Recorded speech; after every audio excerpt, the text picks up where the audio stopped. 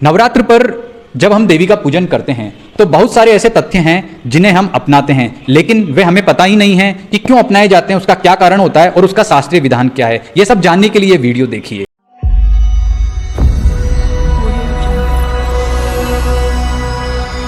नमस्कार मित्रों, मैं हूं सुधाकर पुरोहित, आपका ज्योतिष मित्र। ज्योतिष डिविनेशन में आपका स्वागत है। नवरात्र पर्व आ रहा है, इसलिए आज हम जयपुर मानसरोवर स्थित काली माता मंदिर में आए हैं, जहां पर हम इस मंदिर के महंत पंडित भुवनेश शर्मा भानु जी से यह जानेंगे कि नवरात्र पर्व में आप कैसे पूजन उपासना करें और किन तथ्यों का विशेष ध्यान आपको रखना है। तो सबसे पहले मैं स्वागत करता हूं पंडित भुवनेश शर्मा भानु जी का। सबसे पहले हम इनसे ये जानेंगे कि नवरात्र पर्व में जो हम घट स्थापना करते हैं वह किस मुहूर्त में करनी चाहिए। नवरात्रा में स्थापना के लिए जो सर्वश्रेष्ठ मुहूर्त है वह अभिजीत मुहूर्त है, और नहीं तो लग्न के अनुसार 3, 6, 9, 12 ये तीनों द्विस्वभाव लग्न की राशियां हैं। जब ये राशियां आएँ तब हम इनका नवरात्रि का घट स्थापना कर सकते हैं। चौकड़िया के अनुसार भी शुभ चौकड़िया देखकर की भी हम लोग घट स्थापना कर सकते हैं। लेकिन 7 अक्टूबर 2021 को वैधृति योग और चित्रा नक्षत्र भी आ रहा है, यानी कि जो द्विस्वभाव लग्न इन्होंने बताए हैं। द्विस्वभाव लग्न का तात्पर्य होता है मिथुन, कन्या, धनु और मीन लग्न। लेकिन हम इसमें घट स्थापना नहीं कर सकते क्योंकि 7 जून और 7 अक्टूबर 2021 को वैधृति योग और चित्रा नक्षत्र भी है, जिसमें कि घट स्थापना शुभ नहीं मानी जाती है। तो ऐसी स्थिति जब भी हो जाए तो हमें घट स्थापना कब करनी चाहिए? ऐसी स्थिति में सिर्फ अभिजीत मुहूर्त ही घट स्थापना के लिए सर्वश्रेष्ठ है। मैं आपको बता दूं कि जो अभिजीत मुहूर्त होता है वह अष्टम मुहूर्त जिसे बोलते हैं, यह दिन में लगभग 12 बजे के आसपास आता है। पूर्वी भारत में जल्दी आता है क्योंकि वहाँ सूर्योदय जल्दी हो जाता है, और पश्चिमी भारत में यह थोड़ा विलंब से आता है। इसे आप आसानी से इंटरनेट पे आप देख सकते हैं कि जब भी आप घट स्थापना कर रहे हैं, जो भी नवरात्र का पहला दिन है, तो उस दिन क्या अभिजीत मुहूर्त है, यह आप जो है हमारे संस्थान से ज्ञात कर सकते हैं, अथवा आप गूगल पर जाकर के अभिजीत मुहूर्त को भी आसानी से देख सकते हैं। नवरात्र पर्व क्यों मनाया जाता है? आखिर नवरात्र के दिनों में ही ऐसी क्या विशेष एनर्जी होती है कि हम अधिक से अधिक देवी पूजन या इष्ट उपासना की बात करते हैं? इसका प्राय संबंध सूर्य के अयन और गोल परिवर्तन से होता है। जब जब सूर्य का अयन और गोल परिवर्तन होता है तो उस सूर्य की जो सकारात्मक ऊर्जा है वो हमारी इस पूजा पाठ को मिले, जिससे हमारा पूजा पाठ बेहतर रहे, हमें उस पूजा पाठ का फल मिले। इसलिए हम लोग सूर्य के अयन और गोल परिवर्तन के समय नवरात्रा स्थापना करते हैं और नवरात्रा में देवी पूजन करते हैं। पंडित भानु जी का कहना है कि जो सूर्य की जो एनर्जी है उससे सीधा सीधा संबंध नवरात्र का है, यानी कि सूर्य का जब गोल परिवर्तन या अयन परिवर्तन होता है तो उसके कुछ समय बाद ही जो माह आते हैं, जैसे अश्विन माह है, अभी जो अक्टूबर में जो नवरात्र आते हैं वे अश्विन माह में मनाए जाते हैं। इसके अतिरिक्त माघ महीने में और आषाढ़ महीने के शुक्ल पक्ष में भी जो नवरात्र आते हैं, इनका सीधा सीधा संबंध सूर्य की एनर्जी यानी कि गोल परिवर्तन और अयन परिवर्तन से है। क्या नवरात्र में जो नवरात्र पर्व है इसमें सिर्फ देवी पूजन ही करना चाहिए, अथवा हम अन्य जो अपने इष्ट देवी देवता उनकी उपासना भी कर सकते हैं? नवरात्रा में सामान्यतः सभी लोग देवी का पूजन ही करते हैं, लेकिन कोई गुरु मंत्र हो या अपने जिस इष्ट को हम मानते हैं, जिनकी हम पूजा अर्चना नित्य प्रति करते हैं, उनके लिए भी हम इसमें नवरात्रि में पूजन अर्चन कर सकते हैं। आवश्यक है कि देवी पूजन भी करें। नवरात्र में जो घट स्थापना की जाती है उसमें जो हम घट यानी कि घड़े की स्थापना, कलश की स्थापना करते हैं, और इसके अलावा हम एक मिट्टी के पात्र में जो उगाते हैं, आखिर उसके पीछे क्या कारण है, ऐसा क्यों करना चाहिए? जो कलश है उसके लिए अपन बोलते हैं घट स्थापना। वो कलश होता है, कलश के में भगवान ब्रह्मा, विष्णु, रुद्र सभी देवी देवताओं का वास रहता है, इसलिए वो एक तरीके से ब्रह्मांड स्वरूप है।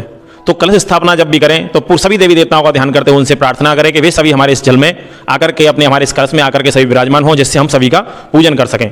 जो जवारे हम लोग उगाते हैं वो समृद्धि का प्रतीक हैं, जिससे हमारी कैसी समृद्धि रहेगी वो हमें उससे प्रतीत होता है। जवारे अच्छे होते हैं तो हम सब लोग सोचते हैं कि बहुत अच्छी समृद्धि रहेगी। तो हमेशा जब भी नवरात्रे आते हैं तो हम उसमें जवारे उगाते हैं, यही सब चीज देखने के लिए कि हम जो पूजन करने जा रहे हैं उसका हमको सकारात्मक फल मिल रहा है या नहीं मिल रहा। इनका कहने का तात्पर्य है कि कलश में संपूर्ण ब्रह्मांड की सृष्टि समाई हुई है, तो ब्रह्मांड स्वरूप पूजन के लिए हम कलश की स्थापना कर रहे हैं।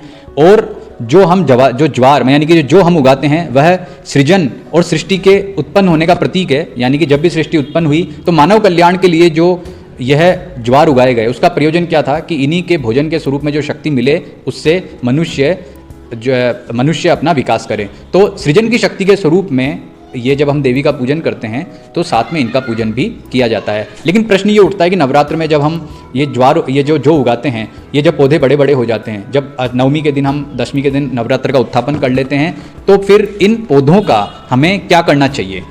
सामान्यतः लोग देखा गया है कि पीपल मंदिर में जाकर पीपल के ऊपर उनको छोड़ाते हैं। विशेषता यह है कि कहीं भी जब इसको हम लोग करते हैं तो सामान्यतः बहते हुए पानी में इनको प्रभावित करने का मिलता है उदाहरण, परंतु आज के युग में कहीं पे भी पानी की व्यवस्था नहीं है, आज बहता हुआ पानी नहीं है। तो मेरा मानना है कि उस जौ को काट करके कुछ तो उखाड़ें और कुछ माता जी को अर्पण करें, कुछ अपने जहाँ पर अपन धन रखते हैं वहाँ धन के पास रखें, और बाकी जो बचे हुए हैं उनको गाय को खिला दें। जिससे क्या है कि कहीं भी पीपल के नीचे भी, पीपल को भी हमको साफ रखना चाहिए। हम लोग पीपल पर जाकर उसको चढ़ा आते हैं तो वहाँ पड़ा रहता है और पंडित जी उसको कहीं और फेंक देते हैं। कम से कम ये रहना चाहिए कि उसको गाय को खिला दें, जिससे उसका काम भी हो जाए और अपना गंदगी भी ना हो। पंडित जी का कहने का तात्पर्य यह है कि जो हम जो उगते हैं उनकी पूजा करने के पश्चात उन्हें कचरे में नहीं डालना पड़े। ऐसी स्थिति में या तो बहते हुए पानी में प्रवाहित कर दीजिए। अगर कई लोग जो अक्सर क्या करते हैं कि किसी भी मंदिर के पीपल के नीचे रखाते हैं, फिर लास्ट में क्या होता है, मंदिर वाले जो हैं उसे उठा के कचरे में डाल देते हैं। तो ऐसा ना हो, इसकी सबसे बढ़िया स्थिति यह है कि आप उसे गाय को खाने को दे दीजिए और एक ज्वारा आप प्रतीक रूप में अपने धन स्थान में लाल कपड़े में लपेट कर रखें। ऐसा हमारे पंडित जी का कहना है।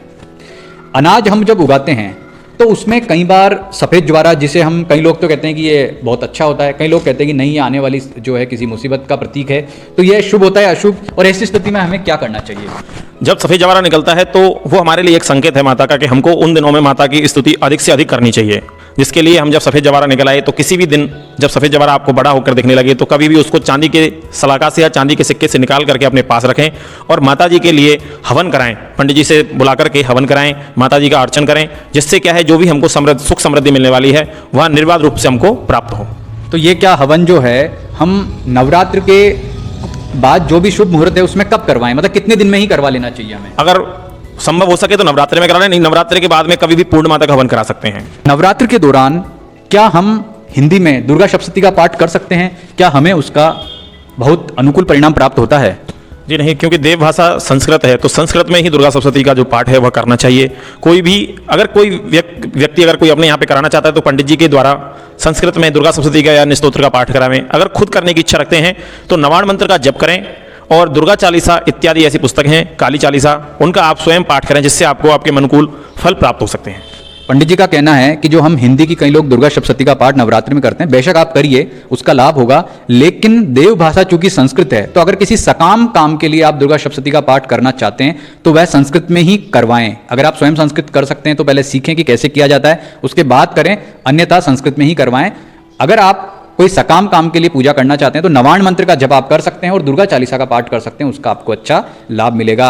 अगला प्रश्न कि नवरात्र में अक्सर आपने देखा होगा कि सप्तमी, अष्टमी, नवमी के दिन बहुत सारी कन्याओं को भोजन करवाया जाता है और देवी पूजन भी कुमारी पूजन भी हम करते हैं।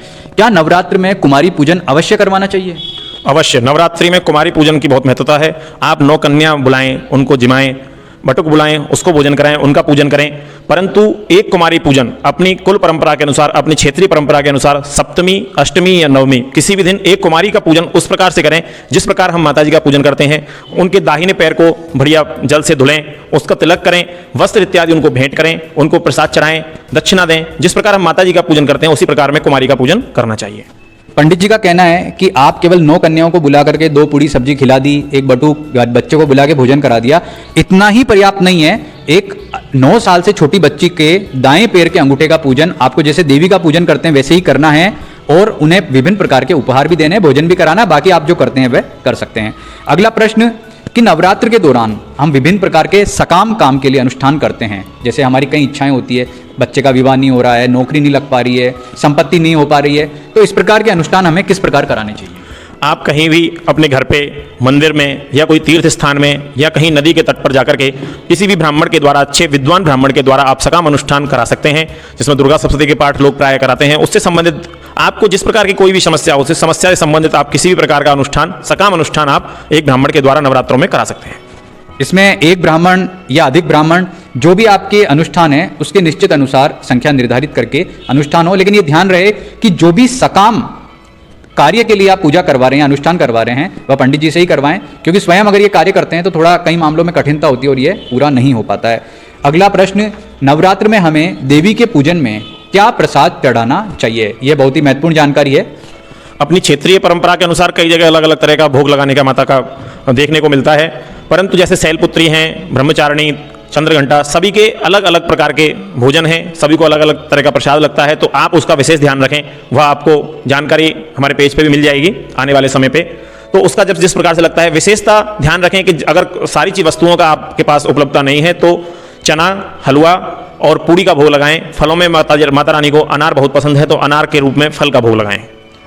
नवरात्र में देवी पर विभिन्न प्रकार के पुष्प चढ़ाए जाते हैं, विभिन्न प्रकार के फल उन्हें चढ़ाए जाते हैं, लेकिन अनार का फल देवी को विशेष प्रिय होता है। और जैसे पंडित जी, भानु जी बता रहे हैं कि अनार चढ़ाने के अलावा आप नित्य अथवा अपनी परंपरा के अनुसार खीर, पूड़ी, हलवा, चने और जो नव दुर्गा के अलग अलग रूप हैं, उन नव रूपों के अनुसार जो अलग अलग वस्तुएं चढ़ाई जाती है वे चढ़ा करके भी आप माँ दुर्गा को प्रसन्न कर सकते हैं। अगला प्रश्न, नवरात्र पर हमने देखा है कि कई लोग तो पहले दिन से ही ज्योत लेना यानी कि ज्योति देखना प्रारंभ कर देते हैं, कई लोग केवल अष्टमी को ज्योत देखते हैं, कई लोग नवमी को ज्योत देखते हैं। तो ये ज्योत क्यों देखी जाती है और इसका नियम क्या होता है?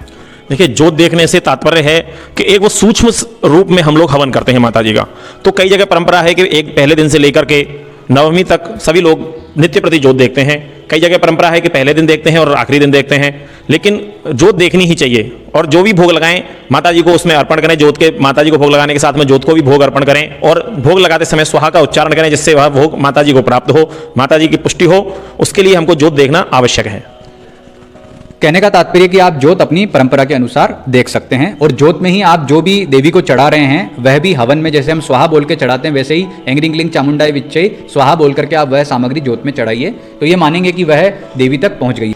अगला प्रश्न, कुल देवी की पूजन से संबंधित। हमें नवरात्र में कुल देवी का पूजन अवश्य करना चाहिए ऐसा कहा जाता है, ये हम घर रहते हुए कैसे कर सकते हैं?